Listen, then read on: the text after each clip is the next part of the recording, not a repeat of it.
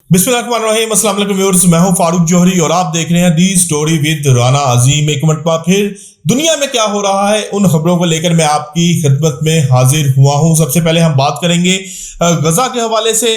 गजा से कुछ अच्छी खबरें मसूल नहीं हो रही। इसराइली मुजालिम और बर्बरियत का सिलसिला वहां पर जारी है।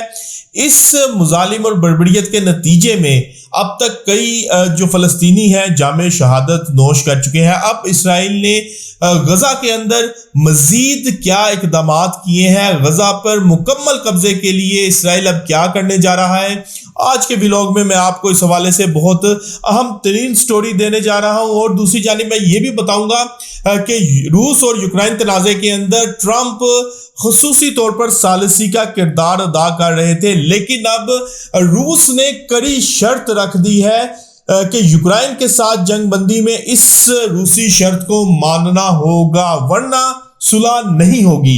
यानी कि अब रूस और यूक्रेन तनाज़ा जो है वो उसमें जो सुलह है वो खटाई में पड़ता हुआ नजर आ रहा है और ऐसा महसूस हो रहा है कि ये जंग मजीद आगे बढ़ेगी। और ट्रंप ने भी इस हवाले से नापसंदीदगी का इजहार किया है। वो क्या वजह है, ट्रंप ने इस हवाले से क्यों ऐसे आप बयान दिया है, इस हवाले से भी आज के व्लॉग में बताऊंगा। और ये भी बताऊंगा कि रूस और यूक्रेन जंग की जो जंगबंदी है उसमें रूस ने क्या कड़ी शराइत रखी है। बहुत अहम तरीन व्लॉग है, आखिर तक ये व्लॉग मेरा जरूर सुनिएगा।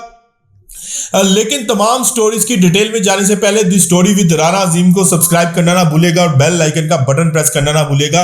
और कमेंट बॉक्स में अपने आराज से हमें जरूर कहा कीजिएगा कि आपने हमारे व्लॉग को कैसा पाया है। बढ़ते हैं, पहले अहम तरीन स्टोरी है गजा के हवाले से। मैं बताऊंगा कि गजा में इसराइल की जो जुल्म सितम है उसका सिलसिला जारी है। इसराइल ने गजा के अंदर जो जुल्म रवा रखा हुआ है उस जुल्म ने चंगेज खान के किए हुए मुजालिम को भी भुला दिया है। जदीद दुनिया में इस किस्म के जुल्म क्या कोई जो है वो माजी में मिसाल नहीं मिलती, जो कि अब इसराइल जिस तरह से गजा के अंदर जुल्म सितम कर रहा है।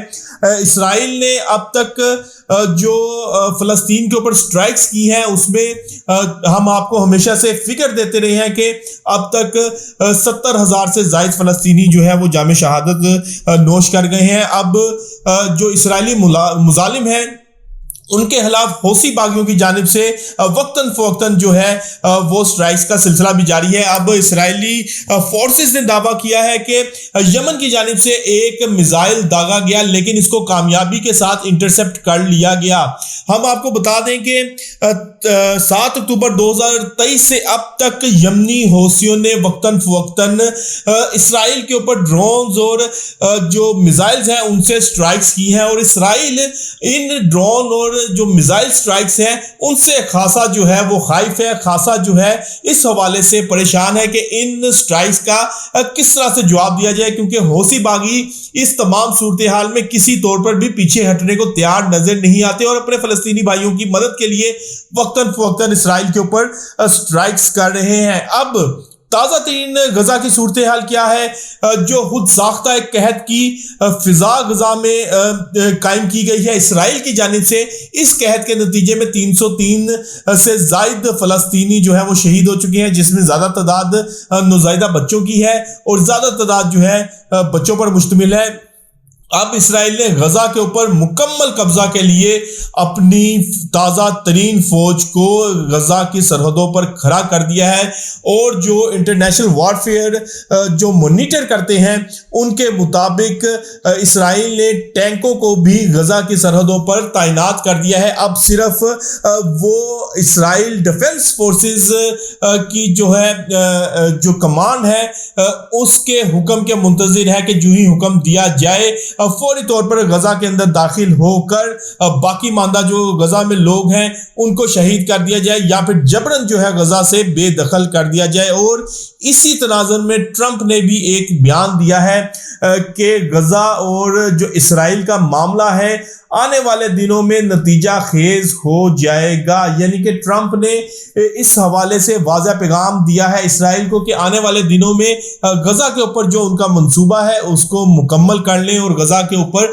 कब्जा कर लें, क्योंकि ट्रंप को यूक्रेन में मरते हुए बच्चे तो नजर आ रहे हैं लेकिन गजा के अंदर शहीद होने वाले फलस्तीनी नजर नहीं आ रहे। आलमी दुनिया का दोहरा मेयार है।